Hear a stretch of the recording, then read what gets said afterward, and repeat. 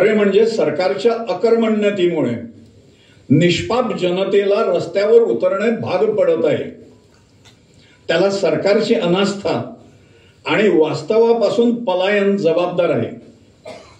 खरे म्हणजे सरकारने सामंजस्य, विवेकबुद्धी व दूरदृष्टी ठेवून मराठीवरील अन्याय स्वतःहून दूर केला पाहिजे होता.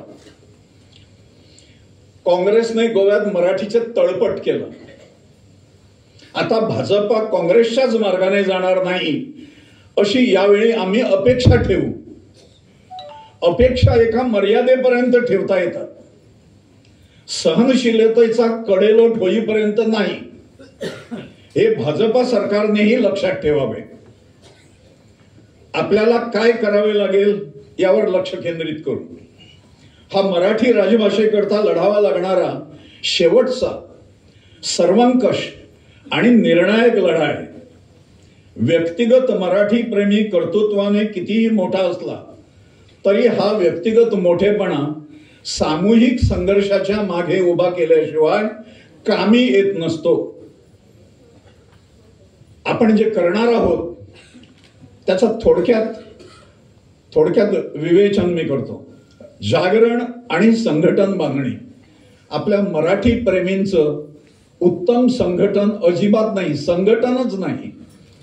आपण विस्कळीत आहोत. एखाद्या दुसऱ्या ठिकाणी एखादी दुसरी संस्था असते, ती कार्यरत असते, पण त्याच्या पलीकडे जाऊन समाजाला गवसणी घालण्याचं कार्य हे नियमित रूपाने होत नाही, ते बंद पडलेलं आहे. मराठी प्रेमी समाजाच्या सर्व स्तरामध्ये विखुरलेले आहेत.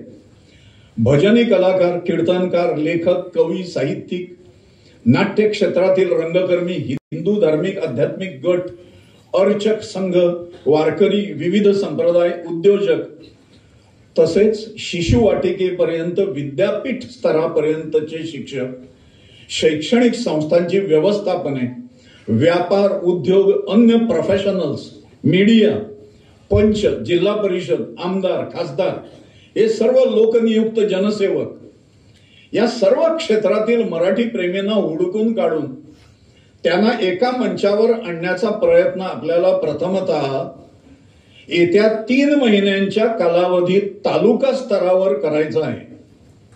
तालुका बैठका होते, त्या आपण यशस्वी करू. आज असे अनेक मान्यवर या मेळाव्यास आवर्जून उपस्थित आहेत, हे आपले सौभाग्य आहे. अशा मान्यवरांनी आपापल्या क्षेत्रातील परिचितांना मराठी व्यासपीठावर आणण्यात आता पुढाकार घ्यावा लागेल. या सर्व तालुका बैठका अमाप उपस्थितीने यशस्वी करणे हे आपले सर्वांचे पहिले काम आहे. लढ्याचे अर्धे यश यावर अवलंबून आहे. हे करत असताना युवा वर्ग आणि महिला वर्ग याकडे विशेष लक्ष द्यावे लागेल. पुढे कधीतरी योग्य वेळी आपल्याला मराठी प्रेमींचे एक विशाल शक्ती प्रदर्शन घ्यायचे आहे. 15-20 हजारांचा समुदाय सहज एकत्र आणायचा आहे. म्हणून संघटन बांधणीसाठी या तालुका बैठका ज्या पुढच्या 3 महिन्यात करायच्या आहेत आपल्याला, यशस्वी कराव्या लागतील. दुसरी महत्वाची गोष्ट आपण लक्षात ठेवायची आहे. मराठी राजभाषेची गेली 40 वर्ष रखडत ठेवलेली मागणी पूर्णत्वास यायची असेल तर यापुढे मराठी प्रेमी केवळ सामान्य मतदार म्हणून असून चालणार नाही. मराठी वोट बँक, मतपेढीमध्ये आपले रूपांतर घडवून आणावे लागेल. एक आमदाराला गाठून एवढी मतं जर तुला पडली नाहीत तर तू निवडून येणार नाहीस, हे सांगण्याची ताकद आपणा सर्वांना आली पाहिजे. मराठी प्रेमींचे उपद्रव मूल्य, न्यूसन्स व्हॅल्यू ज्याला म्हणतात, विशेषतः राजकीय उपद्रव मूल्य, ते राजकीय उपद्रव मूल्य कोकणीमध्ये आहे. गुंडगिरी, दादागिरी, हिंसाचार जो त्यावेळी झाला, हे सगळं जे आहे ते राजकीय उपद्रव मूल्य आहे. आपण सगळे सज्जन आहोत, घरी बसणारे, कोणाला शिव्या न घालणारे, कोणाच्या अंगावर न ओरडणारे. राजकीय उपद्रव मूल्य म्हणून काय असतं हे प्रत्येकाला माहित असेल, ते आपल्याला वाढवावे लागेल. लोकशाहीत गुणवत्तेची कदर केली जात नाही. इथे ओनली हेड्स काउंट. संख्याबळ दाखवावे लागते. उल्लेख केलेले सगळे उपाय केवळ एक तत्वज्ञान म्हणून मी सांगितलेले नाहीत. ते आपल्याला प्रत्यक्षात आणावे लागतील आणि आपण सर्व मिळून ते 100% करून दाखवू. 2027 ची विधानसभा निवडणूक ही आपल्या या लढ्याची कालमर्यादा आहे. 2025 आणि 2026 अशी 2 वर्षे आपण दम धरायचा आहे, कार्य करायचं आहे, संख्येचं प्रकटीकरण करायचं आहे, शक्तीचं प्रकटीकरण करायचं आहे. या 2 वर्षात संपूर्ण मराठी समाज आपल्याला ढवळून काढावा लागेल आणि आपण तो काढूच, पराकाष्ठा करू. आणखी एका गंभीर गोष्टीची सातत्याने जाणीव ठेवावी लागेल.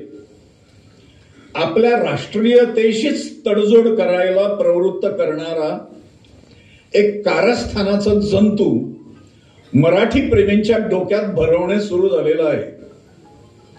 मराठी राजभाषा करायची असेल तर परकीय रोमीलाही राजभाषा करण्यासाठी मराठीला पाठिंबा द्यावा लागेल. हे ते कारस्थान आहे. रोमी पोर्तुगीजांबरोबर आली, ती आपली लिपी नव्हे. त्यांना मराठी प्रेमींनी पाठिंबा देणे हा भाषेसाठी आपल्या राष्ट्रीयतेचाच सौदा मराठीच्या हातून करून घेण्यासारखं आहे. हे पाप आपल्याला ते करायला लावणार आहेत. हा जंतू आहे, तो आपण मारून टाकला पाहिजे. तो विचार आपण संख्याबळ जमवू न शकण्याच्या विफलतेतून, पराभूत मानसिकतेतून उमटलेला आहे. आपल्या चळवळीतून मराठी प्रेमी स्वतःच्या पायावर स्वाभिमानाने हा लढा उभारणार आहोत, यशस्वी करणार आहोत. अराष्ट्रीय प्रवृत्ती समोर माय मराठीला झुकायला भाग पाडणे हे आपले ब्रीद नव्हे, ती लाचारी, लोटांगण व भारतीय राष्ट्रीयतेशी प्रतारणा ठरेल. सावधान.